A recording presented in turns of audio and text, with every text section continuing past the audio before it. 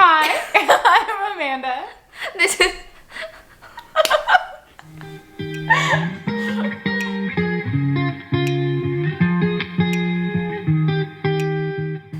Hey guys, what's up? It's Kristen, and today I have a very special guest. Hi, I'm Amanda. This is my friend Amanda. I can see all of you.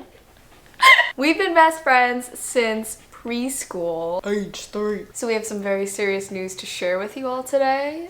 We are going to be discussing this thing that we've been going through just our whole lives. It's good times and it's bad, but you know, we've been together through it all. We are only children.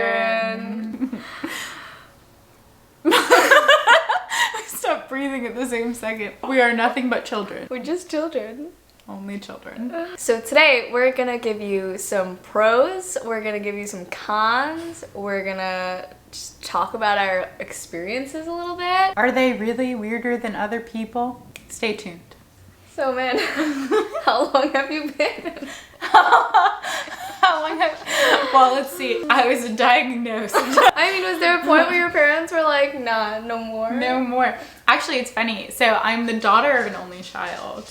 Really? Who swore that she would nenever have only one child. My mom was like, I want babies, but she got married really late and had kids really late, so just me. So first we're gonna be discussing the pros of being an only child because I think for the most part we enjoyed it, right? You're struggling to think of a pro. So one pro is that you have all of the attention. Your parents show up to everything you do. They take you anywhere you need to be, right? My parents worked a lot, so. So how'd you get to karate? I walked You did. with cardboard in my shoes. In the snow. No. You're right. My grandparents drove me a lot of places. So you have all of the attention of your parents, your grandparents, anyone in your close family. If you have somewhere to be, they will take you. They'll be at every dance recital, every soccer game, every karate exhibit. What are the karate? Practice.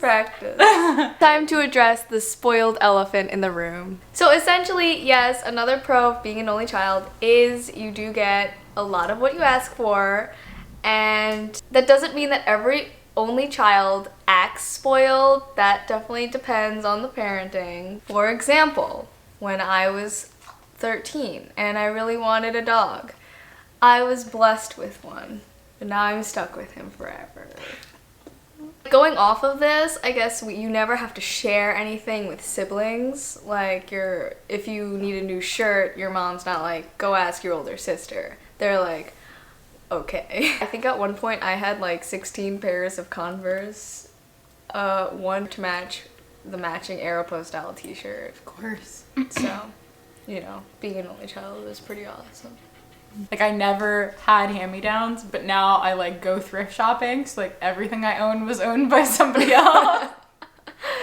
My mom's like, we didn't raise you like this. So another thing we think is a pro is when you're an only child, you really learn how to be alone with yourself. Which might sound like a weird pro, but like there are a lot of people who just don't know how to enjoy time with themselves. You like learn who you are, you learn what you like, you learn what you're passionate about. Right. You get really creative about how to, you know, replace siblings in your free time. You'll have constant entertainment, so you have to kind of amuse yourself. And it teaches you how to be your own person. There is something so sweet about me time. And even now, I've gotten kind of into the habit of like going to a restaurant like alone.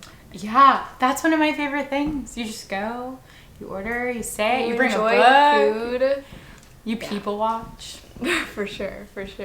Another pro about being an only child is that essentially you become a part of each one of your friends' families. So if you have good enough friends, they'll all feel like siblings and they'll welcome you in no problem because you're just one person. And sometimes I think they feel bad for you.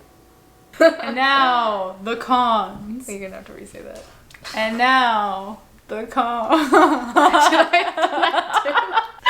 And now, the cons. The first one is that you have all the attention.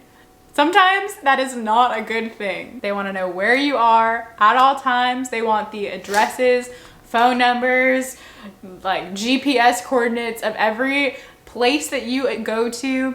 Every friend that you hang out with, they need their numbers, their parents' numbers. And you don't have siblings to take some of that blow. Yeah, you don't have them to distract them from that.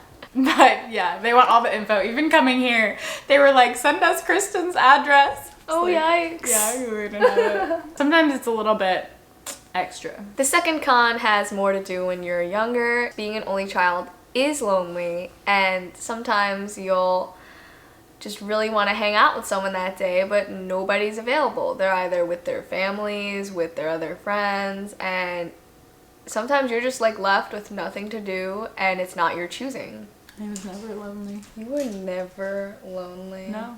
You were one of my friends that was always occupied. Here's a really sad story about being lonely as an only child. When I was like in middle school, on the weekends, I would text like all my friends individually like, hey, you want to hang out? And if I didn't get a reply by 2 p.m., I would accept the fact that I would be alone that day.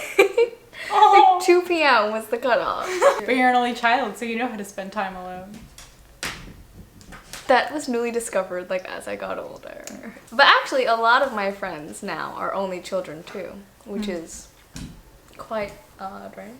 Yeah, I remember being in 8th grade and they were like asking the class like, how many people have like 3 siblings? And like a bunch of people raised their hands. How many people had 2 siblings? How many of you are only children? And I'm like, woo! And I'm the only one. Everybody's just popping out all these babies. Not our generation though, but I'm gonna have lots of babies. Anyway. That's what my mom said. Every only child's like, I'm gonna have all the babies. Another factor of being an only child, and this isn't necessarily a con per se, but it's like weird to think of that we will never be aunts. Aunts? No. We will never be aunts. I say ants. What do you say? I also say ants, but it just sounds too funny because we'll never be ants in any sense of the word. Your kids will never have aunts or uncles unless your significant other, you know, has siblings. Yeah, and my boyfriend is also an only child, so our kids are gonna grow up with no aunts or uncles, no cousins. They're just gonna have that I don't know if crazy it's gonna Aunt work Amanda out. who shows up. That's right. Hello, kids. Ultimately, I liked being an only child because I have a really close relationship with my parents because I didn't have to share them with anyone, and you know, I actually learned to appreciate them and to hang out with them and to talk to them and to enjoy the things that they enjoyed.